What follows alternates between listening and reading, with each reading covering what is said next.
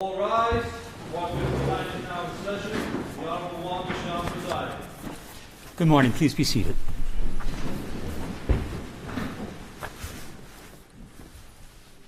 Calling Part 59 calendar number 1, Donald Trump, indictment 71543 of 23. Your appearances, please. Good morning. For the people, ADA's Joshua Steinglass, Christopher Conroy, Susan Hoffinger, Becky Mangold, Matthew Colangelo, and Catherine Ellis. Good morning, people. Emil Bovey for President Trump, who's appearing via Teams. He's co-located with my partner, Todd Blanche. All right. Good morning, Ms. Bovey. Good morning, Mr. Blanche. Good morning, Mr. Trump. Good morning. Although Mr. Bovey has already alluded to it, just for the record, I want to make clear that Mr.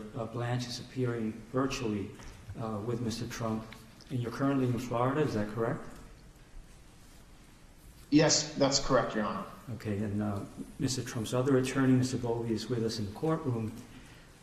Pursuant to this court's decision and order dated January 3rd, 2025, Mr. Trump was given the option of appearing virtually, and subsequently counsel for Mr. Trump informed this court that Mr. Trump had elected to waive personal appearance and appear virtually. The position of sentence in this matter is permitted in New York, and I direct your attention to the matter of People v. Reyes, 72 Miscellaneous 3rd, 1133, 2021. Before turning to the matter of sentencing, I want to confirm that the people and defense counsel have both received copies of the probation report. You have not? Thank All you. right, let the record reflect that the people are being handed a copy now. Mr. Bovey's being handed a copy. Why don't you take some time and look at it, okay? Thank you.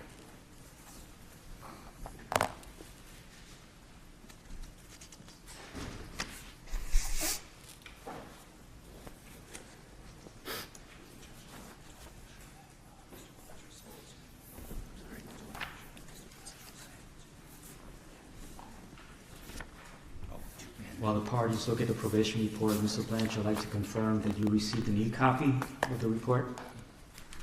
Yes, Your Honor. We received a copy this morning, and I have it in front of me. Is there anything about that report that you would like to put on the record? Nothing other than the fact that it was that some of the facts and procedural history, especially involving other cases, are not up to date because of what's happened since the date of the report. But otherwise, given what we expect is happening today, nothing. Okay, thank you.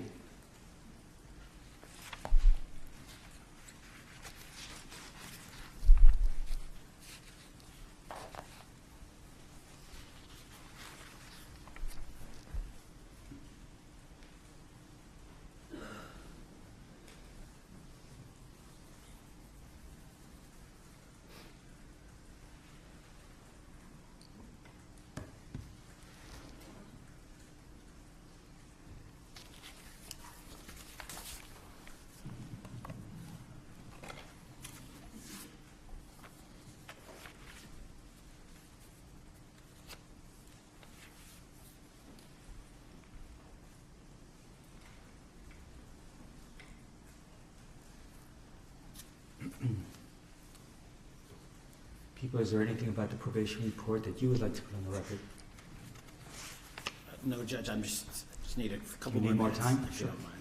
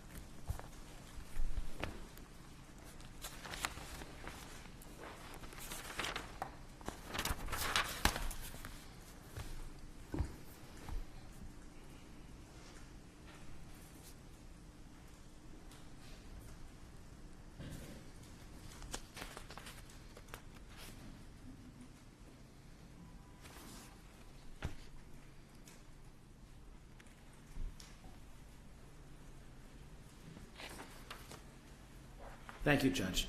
Sure. I don't think there's anything that we need to put on the record about it. Okay, thank you. Let's impose sentence, please. Donald Trump, you are before the court for sentence following the conviction by trial to 34 counts of falsifying business records in the first degree. Before being sentenced, the court will allow you, your attorney, and the assistant district attorney an opportunity to address the court with any matters relevant to sentencing. For the people, Thank you. Judge, where's the preferred place for me to stand? Wherever you feel comfortable. Okay. The defendant in this case, as you know, stands convicted of 34 counts of falsifying business records in the first degree, all Class E felonies.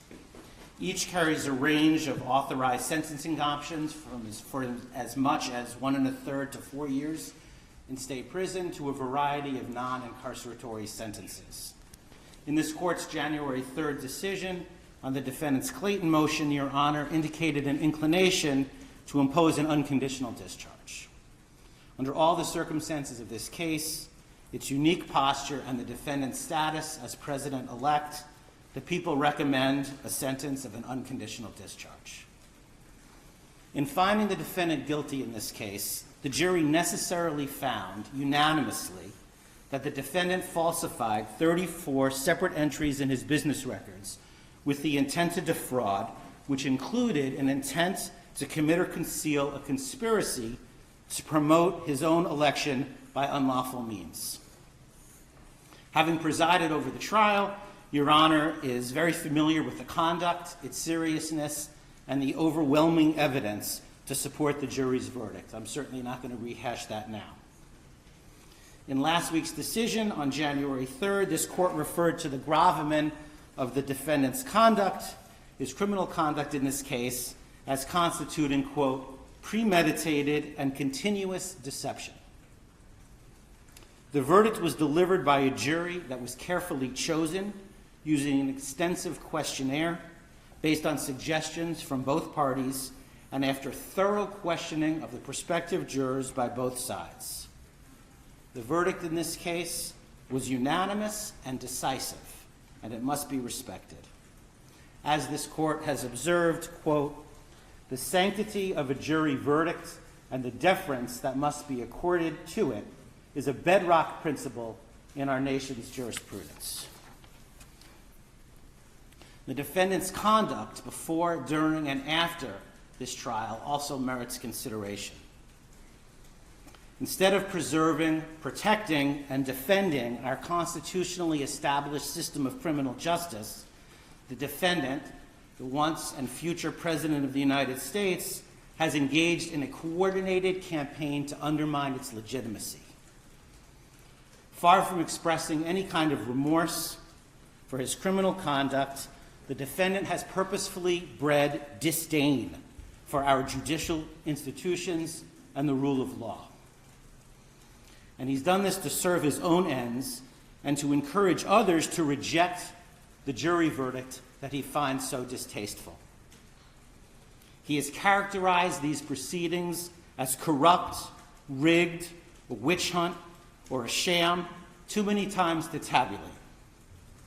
The defendant's rhetoric has only ratcheted up since this court's rulings on his motions to dismiss. He has been unrelenting in his unsubstantiated attacks upon this court and its family, individual prosecutors and their families, the witnesses, the grand jury, the trial jury, and the justice system as a whole. The defendant has not only been held in contempt by other jurists in other matters, but this court alone found the defendant in contempt for 10 distinct violations of the order restricting extrajudicial speech. In his legal filings, the defendant has used dangerous rhetoric in leveling accusations of intentionally unlawful and unconstitutional conduct on the part of this court and the prosecution. As this court has noted, the defendant's conduct, quote, constitutes a direct attack on the rule of law itself. Moreover, the defendant has publicly threatened to retaliate against the prosecutors who have sought to hold him accountable in this and other matters, and the courts who have endeavored to fairly and faithfully adjudicate these matters. Such threats are designed to have a chilling effect, to intimidate those who have the responsibility to enforce our laws, in the hopes that they will ignore the defendant's transgressions because they fear that he is simply too powerful to be subjected to the same rule of law as the rest of us. In his 2024 end-of-year report, United States Supreme Court Chief Justice Roberts warned of the dangers of such conduct. Quote, "Public officials, too, regrettably, have engaged in recent attempts to intimidate judges. For example, suggesting political bias in the judge's adverse rulings without credible basis for such allegations," end quote. Chief Justice Roberts continued, quote, "Attempts to intimidate judges for their rulings are inappropriate and should be vigorously opposed.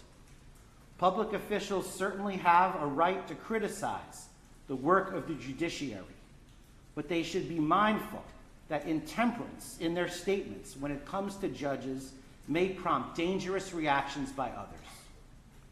Chief Justice Roberts also spoke of the dangers of disinformation, which are, quote, "magnified by social media, which provides a ready channel to instantly spread rumor and false information." Put simply, this defendant has caused enduring damage to public perception of the criminal justice system and has placed officers of the court in harm's way. In the probation report, which we just received this morning, the author, having interviewed the defendant, noted that the defendant sees himself as above the law and won't accept responsibility for his actions. And that's certainly consistent with everything else that we've seen. Now, in a typical case, both the offense conduct and these other exacerbating factors would impact the appropriate sentence. But in this case, we must be respectful of the office of the presidency and mindful of the fact that the defendant will be inaugurated as president in 10 days. Any undischarged portion of a sentence has the potential to interfere with the defendant's performance of the duties of his office. As a practical matter, the most sensible sentence prior to his inauguration is an unconditional discharge.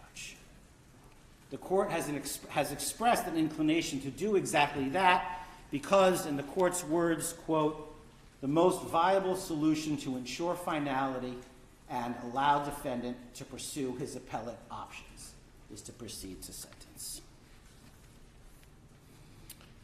Now, as you know, in New York, a conditional discharge is authorized by the penal law, quote, "if the court, having regard to the nature and circumstances of the offense and to the history, character, and condition of the defendant, is of the opinion that neither the public interest nor the ends of justice would be served by a sentence of imprisonment and that probation supervision is not appropriate."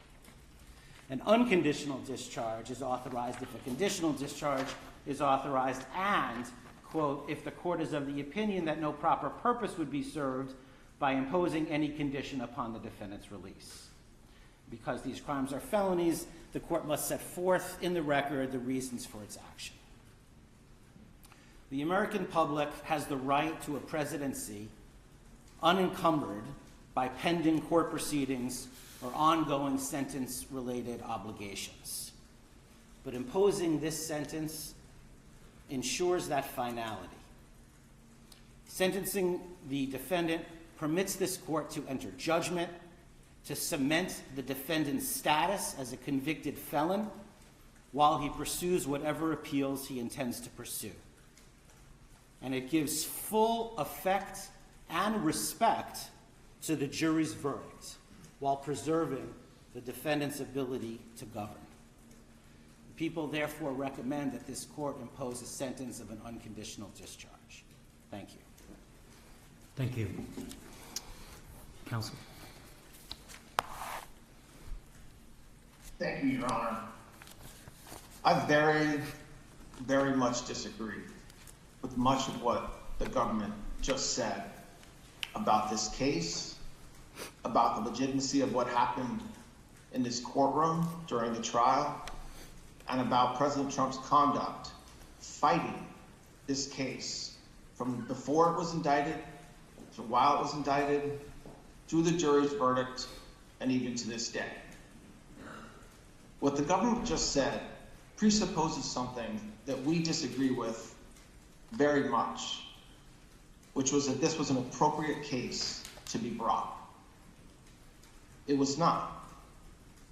This case, without a doubt, knowing everything we know about the timing of the investigation, the fact that multiple prosecutors looked at the fact of this case, including prosecutors within the district attorney's office in New York County, and made a decision not to bring charges. As the court knows, shortly after President Trump announced his intention to run for re-election, this case was started for what amounted to a third time, which brings us ultimately to where we are today. A lot of what the government just said presupposes that this case is legally appropriate and that the charges that were brought by the people were consistent with the laws of New York. Again, we very much disagree with that, and as everybody has been noted, because it's true, we certainly intend on appealing that. And it's not, by the way, just counsel and President Trump that feels that way. There's many, many, many legal experts that share the same views that I just said, which is that legally this case should not have been brought, both based on the facts that were established at trial and also on the legal basis for which they were brought. But it's also not just the legal experts, not just counsel, and not just President Trump, but the majority of the American people also agree that this case should not have been brought. I mean, the interesting thing about the fact that there was a trial for the first time in our history, a criminal trial during an election season, is that the American voters got a chance to see and decide for themselves whether this is the kind of case that should have been brought. And they decided. And that's why in 10 days, President Trump is going to assume the office of the President of the United States. And certainly we're here for the court to sentence President Trump to an unconditional discharge. And for that, it's a very sad day. It's a sad day for President Trump and his family and friends. But it's also, in counsel's view, a sad day for this country, because this was a case, without a doubt, that was brought by a district attorney who promised that he would go after President Trump if elected, and felt like he had to go through with that promise. And so that's sad. And I hope, and I know that President Trump shares this view, that this will never happen again in this country. And so we certainly understand where we are today. We very much intend on pursuing an appeal of this verdict and what happened during this investigation. And we certainly believe that the only appropriate sentence, if one's to be imposed at all, which we very much believe it shouldn't be, and that the case should be dismissed, is a sentence of an unconditional discharge. Thank you. Thank you. Would your client like to be heard? Yes, thank you, Your Honor. This has been a very terrible experience. I think it's been a tremendous setback for New York and the New York court system. This is a case that Alvin Bragg did not want to bring.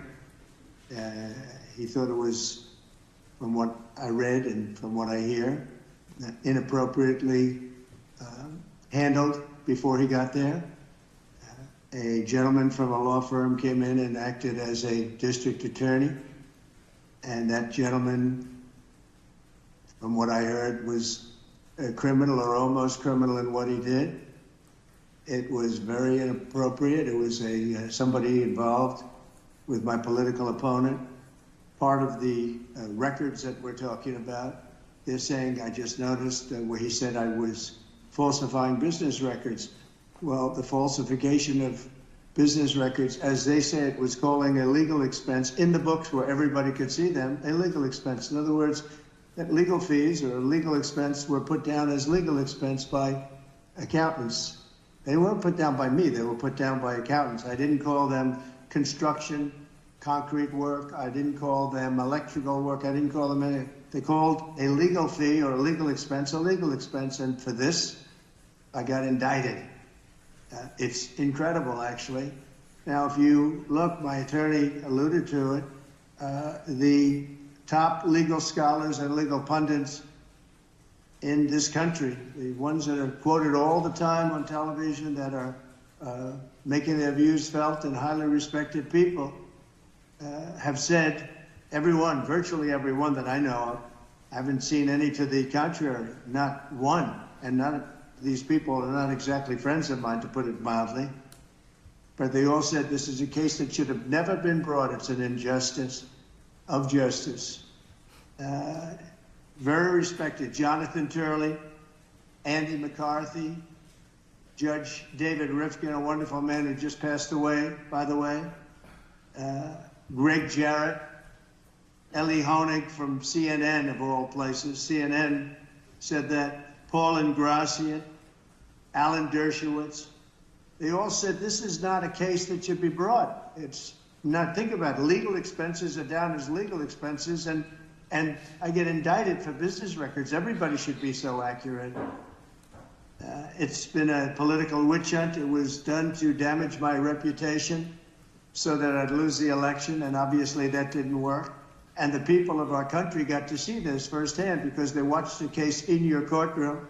They got to see this firsthand, and then they voted, and I won and got the largest number of votes by far of any Republican candidate in history, and won, as you know, all 7 swing states, won conclusively all 7 swing states, and won the popular vote by millions and millions of votes. And they've been watching your trial, so they understood it. I wasn't allowed to use the lawyer-client privilege or the reliance on counsel. I had a lawyer that made this deal, and he admitted that. And he was also a totally discredited person. We weren't allowed to use the information from the Southern District that totally discredited him. It wasn't allowed to be put in. And that was terrible, unbelievable. And this is a man who's got no standing. He's been disbarred on other matters, unrelated. And he was allowed to talk as though he were George Washington. But he's not George Washington. He shouldn't have been allowed. The Southern District did a book of approximately 28 pages where I've never seen anything like it. They excoriated him. You wouldn't let it be put into evidence. So he was able to testify as a witness, and I think it's a disgrace to the system. I was under a gag order. I'm the first president in history that was under a gag order where I couldn't talk about aspects of the case that are very important. I guess I'm still under, so probably I won't do it now. I assume I'm still under a gag order. But the fact is that I'm totally innocent. I did nothing wrong. They talked about business records, and the business records were extremely accurately counted. I had nothing to do with them. Any of it. That was done by an accountant or a bookkeeper who I think gave very credible testimony and was corroborated by everybody that was asked. And with all that's happening in our country today, with a city that's burning to the ground, one of our largest, most important cities burning to the ground, with wars that are uncontrollably going on, with all of the problems of inflation and attacks on countries and all of the horrible things that are going on, I got indicted over calling a legal expense a legal expense. It was called a legal expense. I just want to say I think it's an embarrassment to New York, and New York has a lot of problems, but this is a great embarrassment. I believe that this and other cases that were brought, as you know, the DOJ is very much involved in this case. That's because that's the political opponent they're talking about. The DOJ is very involved. You have a gentleman sitting right there from the DOJ who was from the DOJ's office. He was also involved with the New York State Attorney General's case. And he went from there to here. He went around and did what he had to do. He got them to move on me. But in the meantime, I won the election, and a massive landslide, and the people of this country understand what's gone on. This has been a weaponization of government. They call it lawfare. Never happened to any extent like this, but never happened in our country before. And I'd just like to explain that I was treated very, very unfairly. And I thank you very much. Thank you, Mr. Trump. Mr. Trump, you appear before this court today to conclude this criminal proceeding by the imposition of sentence. Although I have taken the unusual step of informing you in advance of my inclinations, before imposing sentence, I believe it is important for you, as well as those observing these proceedings, to understand my reasoning for the sentence I am about to impose. The imposition of sentence is one of the most difficult and significant decisions that any criminal court judge is called upon to make. Our legislature sets the parameters for an authorized sentence, but it is a judge that must decide what constitutes a just conclusion to a verdict of guilty. A court is vested with broad discretion in determining what sources or evidence it may consider to arrive at an appropriate sentence. In doing so, the court must consider the facts of the case along with any aggravating or mitigating circumstances. In my time on the bench, I've been called upon to grapple with this weighty responsibility for countless defendants who have been found guilty after trial for an assortment of offenses, ranging from nonviolent Class E felonies to the most heinous of crimes, including homicides, sex trafficking, and child sexual abuse. The task is always difficult and deserving of careful consideration, whether the sentence be an unconditional discharge or incarceration of 25 years to life. However, never before has this court been presented with such a unique and remarkable set of circumstances. Indeed, it can be viewed fairly that this has been a truly extraordinary case. There was unprecedented media attention, public interest, and heightened security involving various agencies. And yet, the trial was a bit of a paradox because once the courtroom doors were closed, the trial itself was no more special, unique, or extraordinary than the other 32 criminal trials that took place in this courthouse at the same exact time. Jury selection was conducted, the same rules of evidence were followed, opening statements were made, witnesses called and cross-examined, evidence presented, summations delivered, the same burden of proof was applied, and a jury made up of ordinary citizens delivered a verdict. And it was all conducted pursuant to the rules of procedure and guided by the law. Of course, part of what made it feel somewhat ordinary was the outstanding work, preparation, and professionalism of the clerks, court officers, court reporters, security personnel, and the entire staff of this building who did their jobs as they would with any other criminal trial. So while one can argue that the trial itself was in many respects somewhat ordinary, the same cannot be said about the circumstances surrounding this sentencing. And that is because of the office you once occupied and which you will soon occupy again. To be sure, it is the legal protections afforded to the office of the President of the United States that are extraordinary, not the occupant of the office.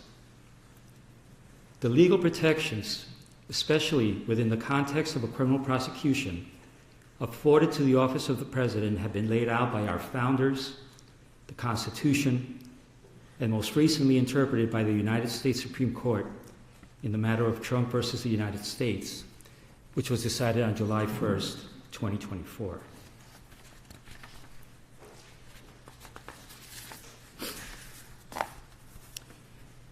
As with every other defendant in your position, it is my obligation to consider any and all aggravating and mitigating factors to inform my decision. Some of those aggravating factors have already been articulated in my Sandoval ruling at the start of this trial, and by my recent written decisions on December 16th and January 3rd. Thus, they need not be repeated at this time.